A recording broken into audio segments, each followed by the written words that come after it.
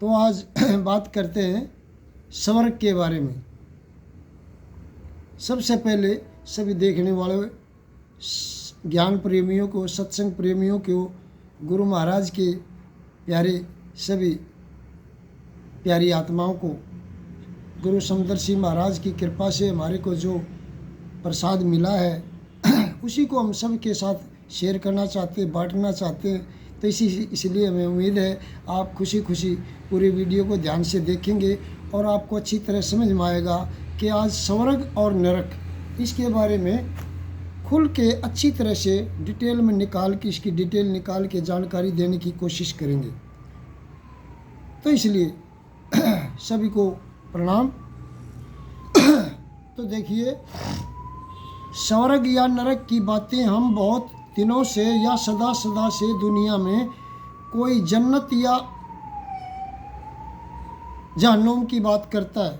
जैसे मुसलमान भाई या जन्नत कह देते, स्वर्ग को हम स्वर्ग कह देते, वो जहन्नुम कह देते, हम नरक कह देते।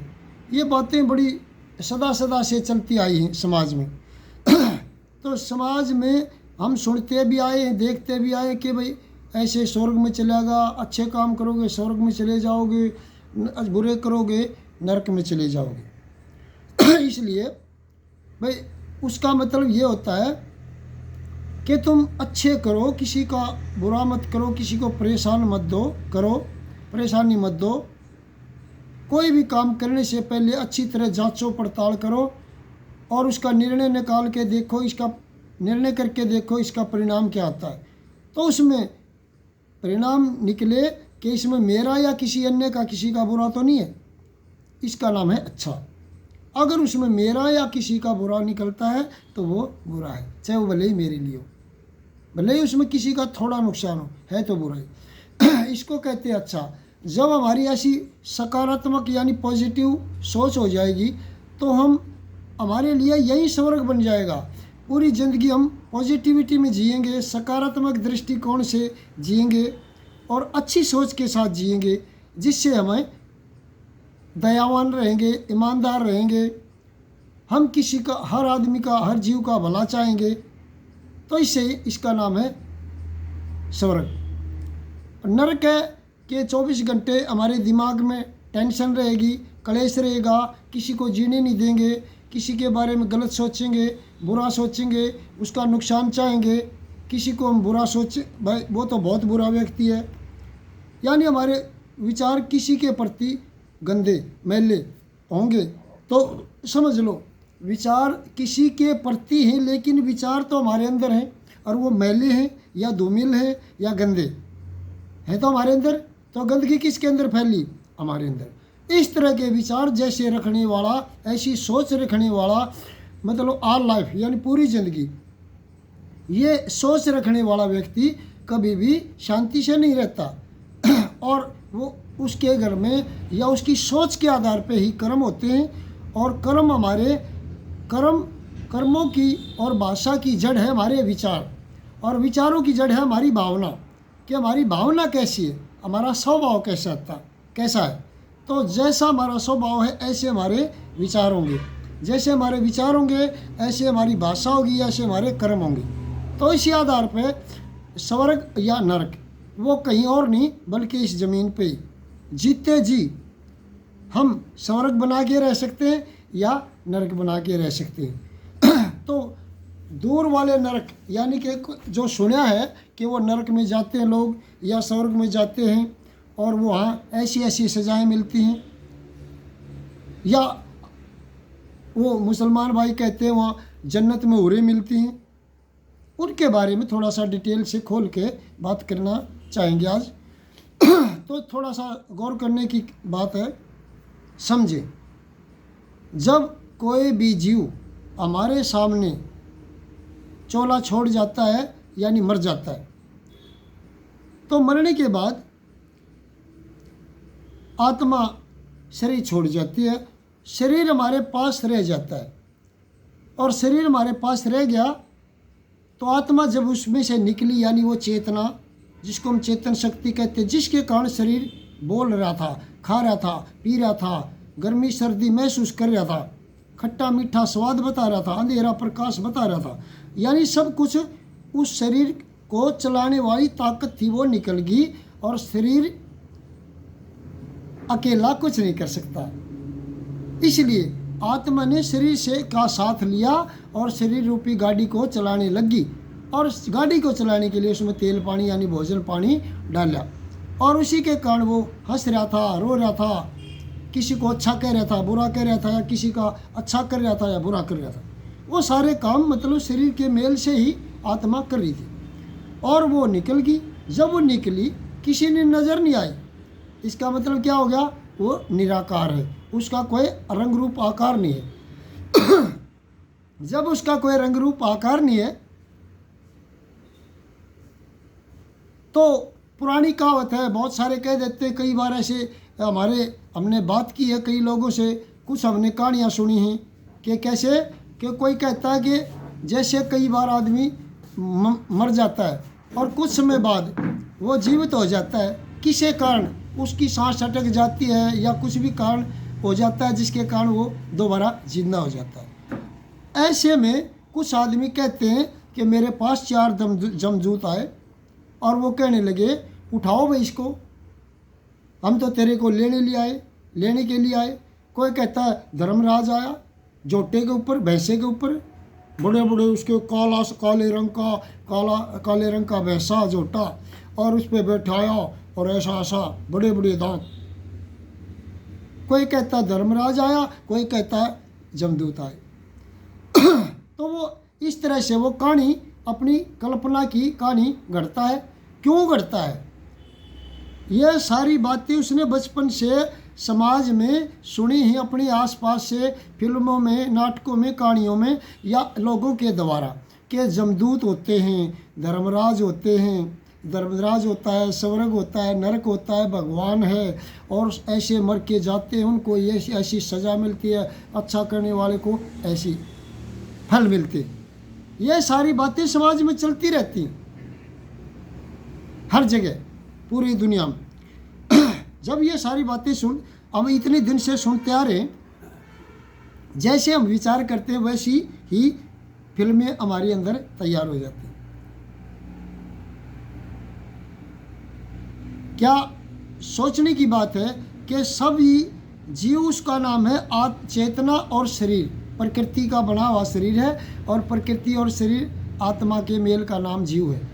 और इंसान उन सब में एक श्रेष्ठ चोला है, सबसे ऊपर वाली पैड़ी है, जिसमें विवेक और परख और शरीर तीनों चीज़ों एक सक्षम है कुछ भी करने में। तो ये बहुत सारा कुछ समझ सकता है, यानी हर चीज़ को दूसरों के बारे में भी सोच सकता है, अच्छा या बुरा, यानी एक ही विकसित बुद्धि है इसके अंदर, और इसके सब कुछ काम करने का अच्छी तरह से। तो ये बताइए, तो ये किसी भी भाषा को जन्म दिया, जिससे लिखना सीखा, कागज़ बनाया, भाषा बनाई, और एक जगह अलग अलग एरिया में भाषा, तो अलग अलग भाषा बनी, लेकिन भाषा तो इंसान की है ना, और जीवों की जो है वो रेंज है, लेकिन इंसान की भाषा है, भले वो अक्षरों के माध्यम से अलग अलग रेखाएं हों, उनके निशान अलग हों, लिखने में भाषा इसने बनाई, कागज़ इसने बनाया, कलम इसने बनाई, शाही इसने बनाई, और किताबें दिमाग में से विचार आए, ध्यान के अंदर से, और लिख दिए। जितने भी ग्रंथ लिखे वो इसने लिखे, इंसान ने लिखे, और हर चीज़ को इंसान ने इनाम दिया।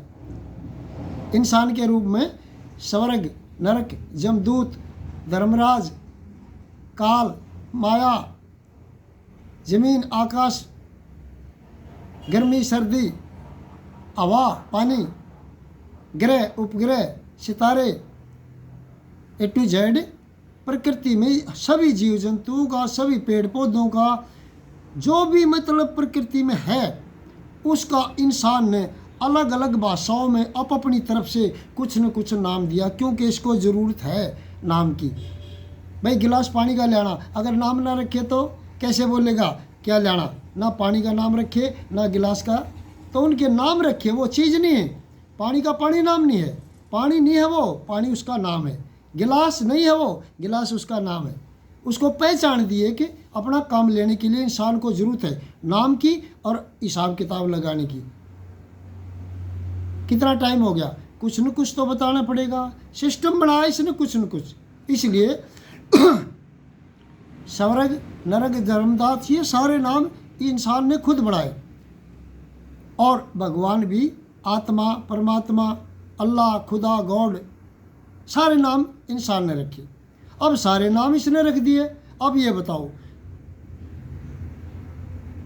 मरने के बाद आत्मा शरीर छोड़ जाती है, दोबारा अपने शरीर में वापस नहीं आती, नहीं आती, तो वो कैसे इस बात का अवलोकन करके बता सकती है कि स्वर्ग है या नरक है? ये बात सिद्ध होगी कि जो चलेगा वापस नहीं आता। और इस तरह से अब ये देखो कि भगवान, अल्लाह, खुदा, गॉड हमने रखे।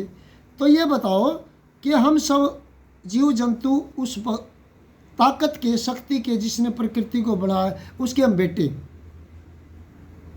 अरे नाम उसका हमने रखा। अब ये बताइए, बेटे का, बच्चों का नाम बाप रखता है, माँ बाप रखता है, या माँ बाप का नाम बच्चे रखते? कौन रखता है? माँ बाप रखते ना। फिर हम बच्चे, हमने भगवान रख दिया, अल्लाह, खुदा, गॉड रख दिया, सारे नाम भी हमने, इसका नाम, इसका मतलब बाप के नाम भी हमने रख दिए।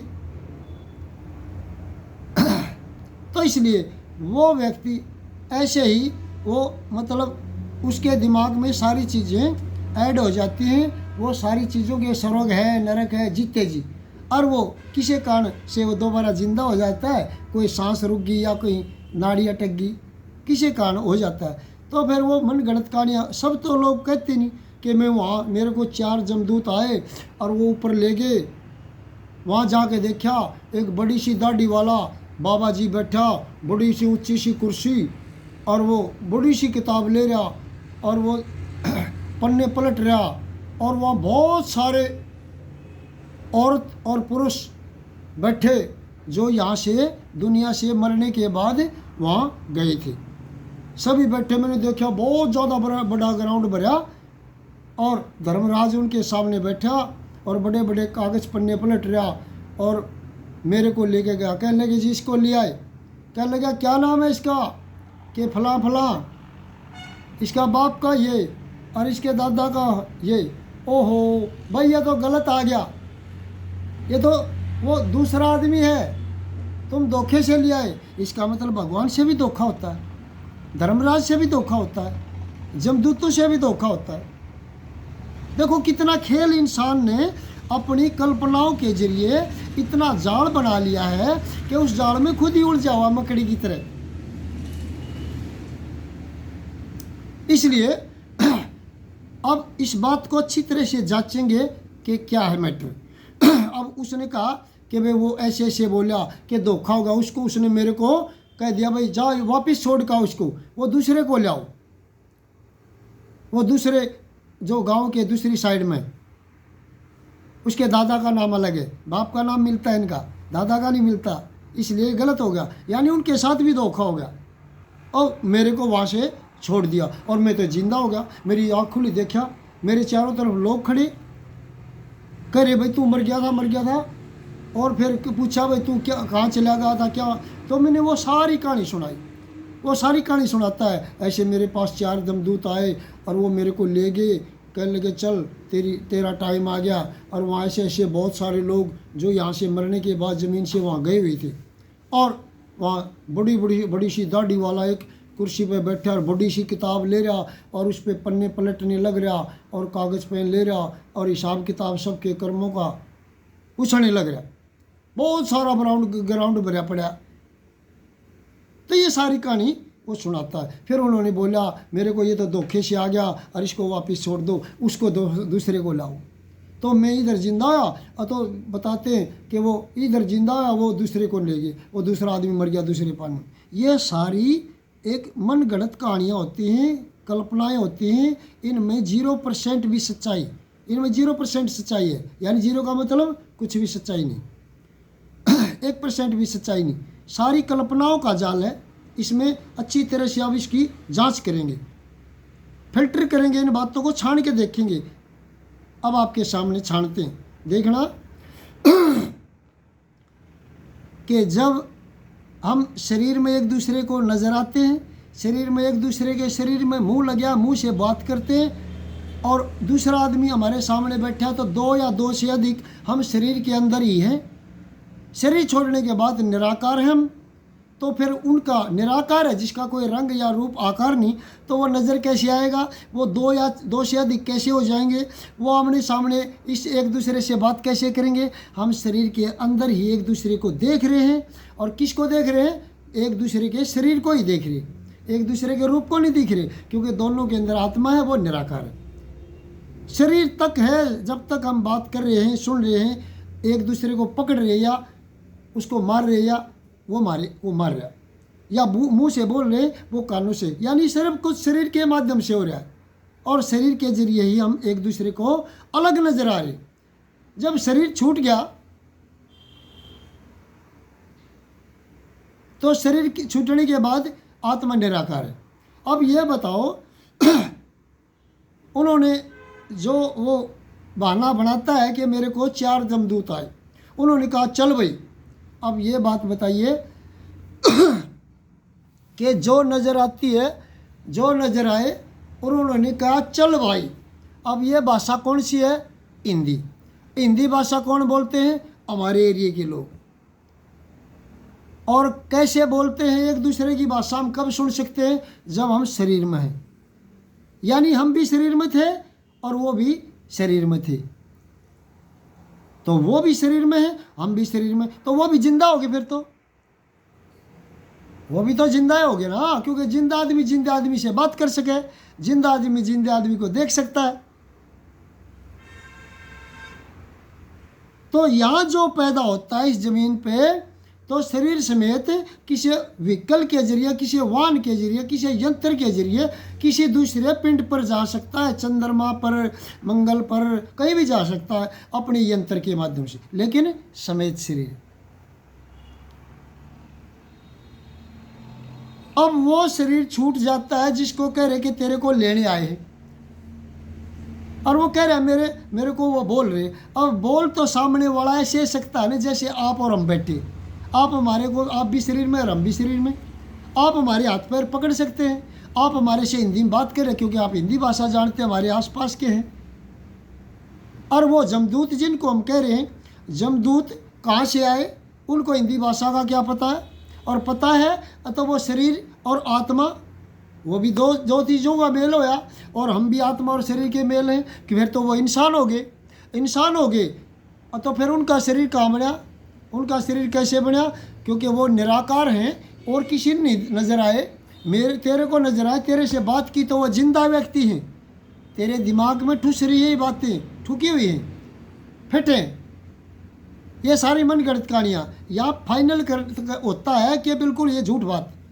क्यों, क्योंकि शरीर में है तो वह जिंदा है, तो हो सकता है इस धरती के ऊपर कोई भी आएगा तो वो शरीर समेत ही आएगा, या फिर माँ के गर्भ में जन्म लेगा फिर शरीर धारण करेगा, या दूसरे ग्रह से आएगा तो शरीर समेत आएगा, तो हमको भी नजर आएगा, और वो हमारे से तभी बात कर सकता है जब वो शरीर में मौजूद होगा। लेकिन शरीर, एक जिंदा इंसान हमारे से ये कह रहा है कि चल भाई। एक तो ये देखो हिंदी भाषा है, और हिंदी भाषा और आत्मा और शरीर दोनों मिलकर ही आवाज़ निकाल सकते हैं, जो हम एक दूसरे शरीर में से आपस में सुन सकते। तो वो इंसान हो गए, हिंदी भाषा जानते हैं और सामने दिख रहे हैं, तो दूसरों ने क्यों नहीं दिखे, दूसरे लोग हमारे आसपास थे उनको क्यों नहीं दिखे, और वो उनको पकड़ लेते, दिखे तो वो भाग नहीं सकते, गायब नहीं हो सकते। किसी को नजर नहीं आया, उसको कहने लगे भाई मेरे तो चारों ने हाथ पार पकड़ लिए। अरे हाथ पार किसके पकड़ लिए, काया तो तेरी शरीर या बॉडी तो तेरी नीचे रहेगी जब तू शरीर छोड़ जाएगा। आत्मा को हाथ पैर नहीं, वो निराकार, उसके हाथ पैर है ही नहीं, तो कैसे पकड़े। बिल्कुल झूठ होगी ना, क्योंकि हाथ पैर नहीं है आत्मा के, वो निराकार है, वो तो बात भी नहीं कर सकती दूसरी आत्मा से बगैर शरीर के। हम शरीर में ही तो बात कर रहे, और वो बगैर शरीर, वो भी आत्मा और शरीर के मेल का नाम है जिसको इंसान करे, जो हिंदी भाषा बोल रहा है। कोई गधा नहीं बोल सकता, कोई आसमान से आकाश आवाज़ नहीं आ सकती बगैर शरीर और आत्मा के। और हिंदी भाषा जानने वाले व्यक्ति शरीर मनुष्य रूप में हम बात कर रहे, बात कर सकते हैं। जब मेरा चौड़ा छूट जाएगा, आपका भी छूट जाएगा, या एक का छूट गया, तो हम एक दूसरे को बात नहीं कर सकते ना। जैसे एक मुर्दा इंसान है, शरीर से बात नहीं कर सकते, शरीर से निकली आत्मा से बात नहीं कर सकते, तो फिर वो कैसे कर रहे थे? और वो देख नहीं रहे दूसरों को। ये जादूगर थोड़ी, कोई ड्रामा थोड़ी है, बेवकूफ़ बना जा रहा है हमारे को।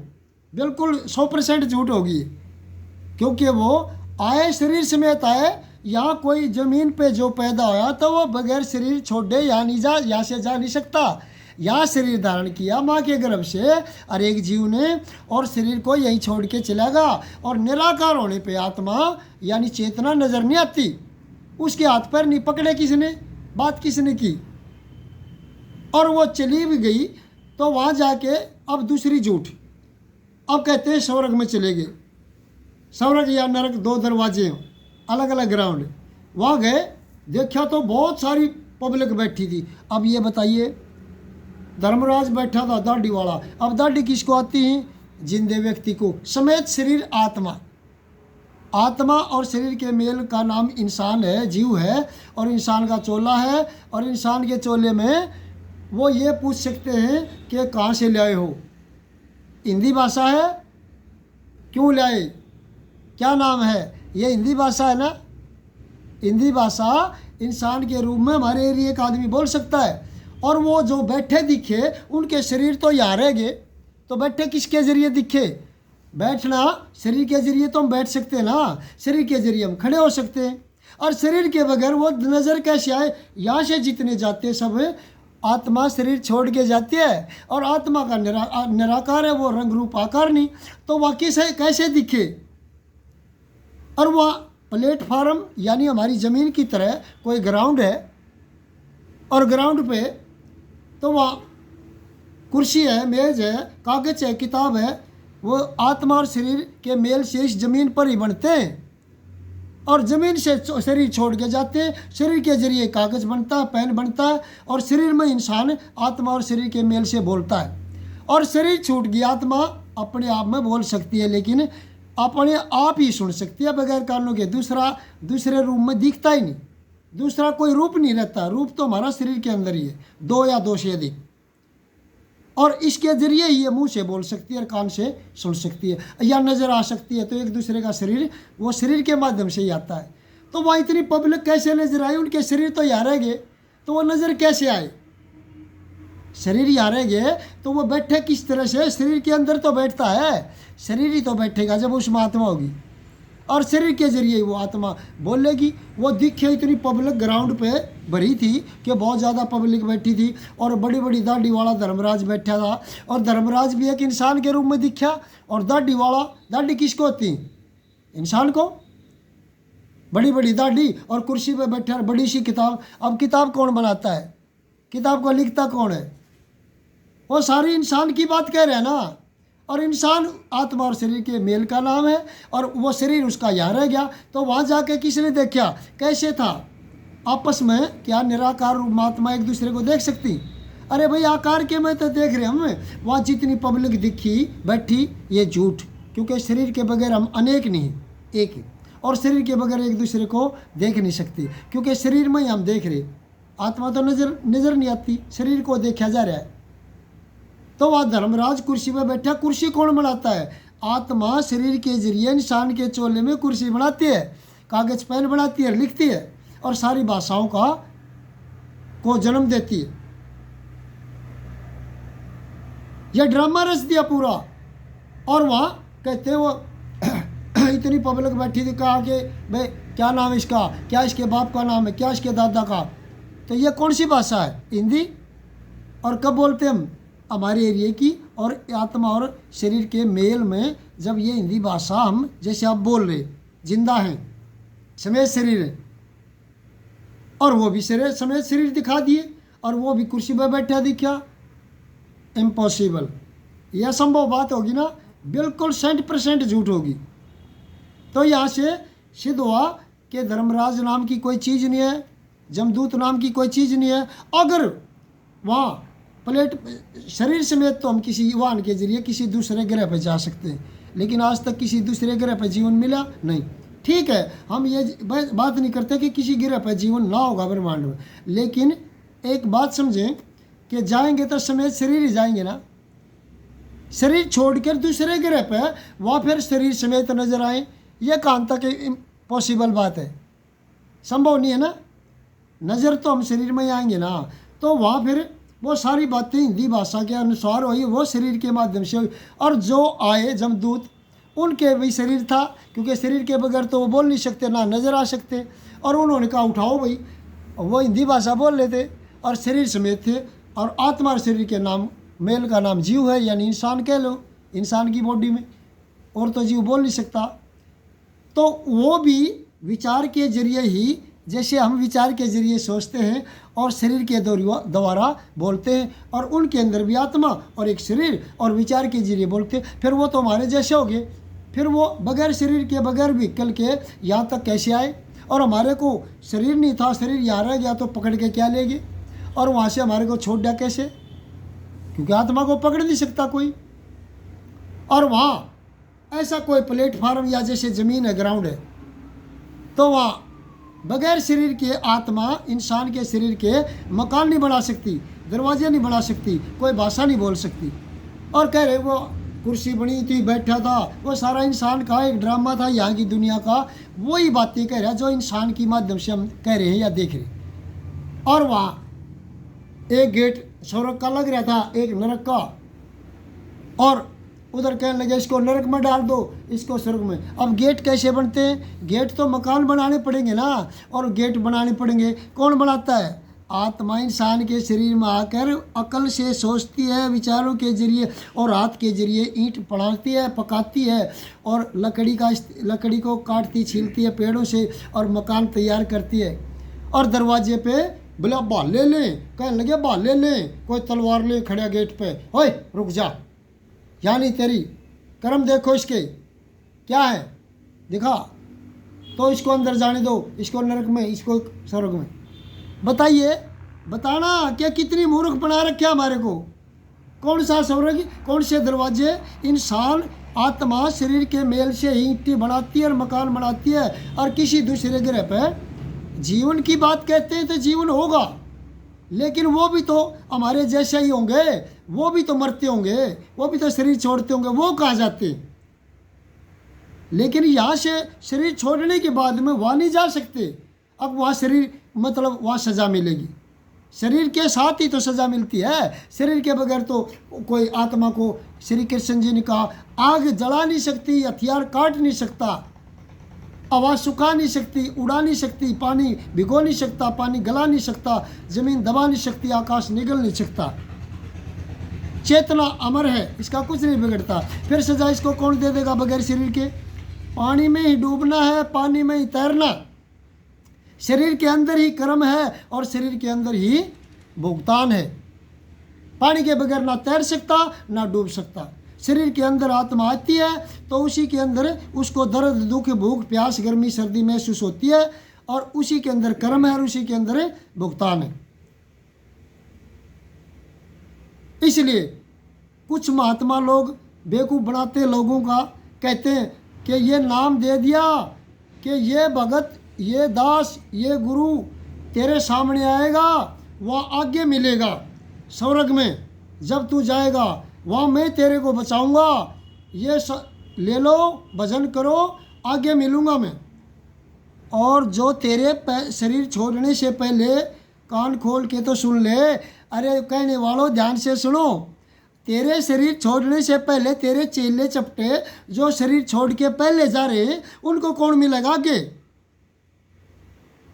अगर तू इतना दावा करता है कि मैं आगे मिलूंगा, आगे तुम्हारा कुछ नहीं बिगड़ने दूंगा, अरे मूर्खों समझ लो, अरे मेरे भाइयों प्यारों समझ लो, धोखे में मत रहना। ऐसे नकली लोग होते हैं, बिल्कुल झूठ बोलते हैं। ऐसा कोई स्वर्ग नरक नाम की चीज़ नहीं है। आत्मा शरीर छोड़ के घूम के वापस आ जाती है यहीं, और कहीं ठिकाना नहीं। जैसे जहाज आसमान में तेजी से उड़ सकता है और बहुत ऊंचाई पे उड़ सकता है, लेकिन उसको ठिकाना नहीं है कहीं भी। ठिकाना होगा तो ज़मीन पे आना पड़ेगा, उसका ठिकाना ज़मीन ही है।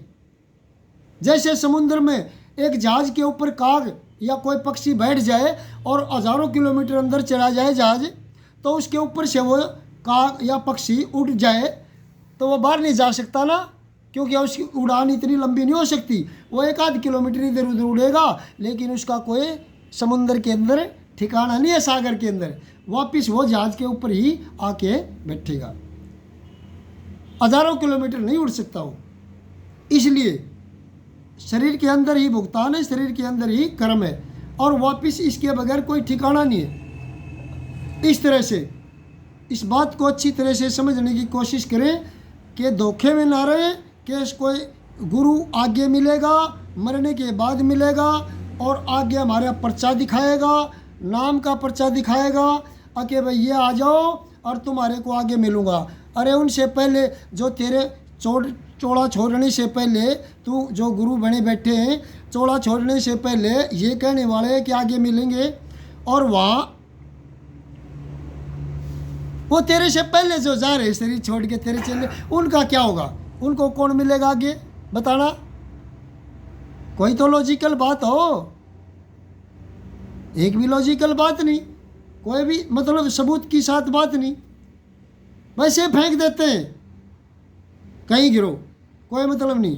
और हम अनजान जीव जिसको ज्ञान नहीं है वो फंस जाते हैं ऐसे लोगों के जाल में, हम शिकार हो जाते हैं। वहाँ मिलूँगा। अरे ये बताओ कि इन जितनी बातें बताई इनमें से कौन सी अनलॉजिकल बात है, झूठ है?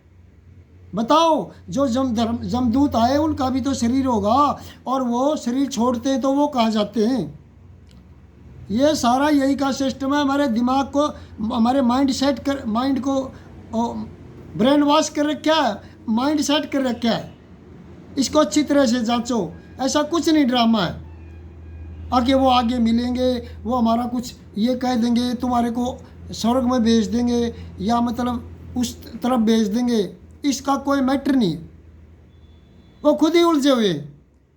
एक बहाना है जीव को फंसाने का, और जीव जन्म जन्म का अंधा। कहते ना, एक साखी है, बड़े पार की अमृत डालने बिना पकाए मटके में, रही लूट तरसना पकड़ पकड़ के जीव रोकती है खटके में। अंधा बहरा जन्म जन्म का जीव टूट ले झटके में, करे मोक्ष की बात जीव की उम्र बता दे लटके में।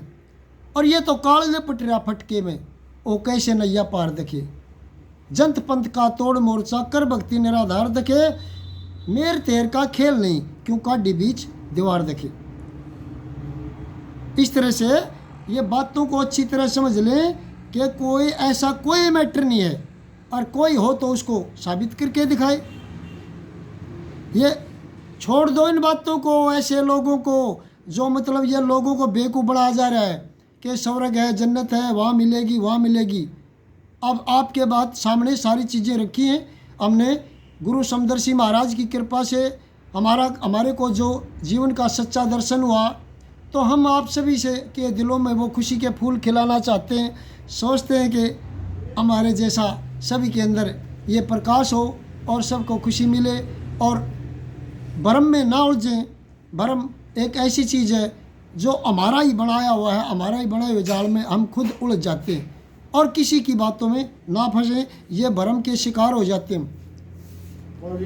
तो इस तरह से समझने की कोशिश करें। समदर्शी महाराज की तरफ से जो प्रसाद मिला उसकी तरफ से हम बड़े धन्य हैं, और सभी के अंदर बैठे उस परम सत्ता को हम बार बार प्रणाम करते हैं।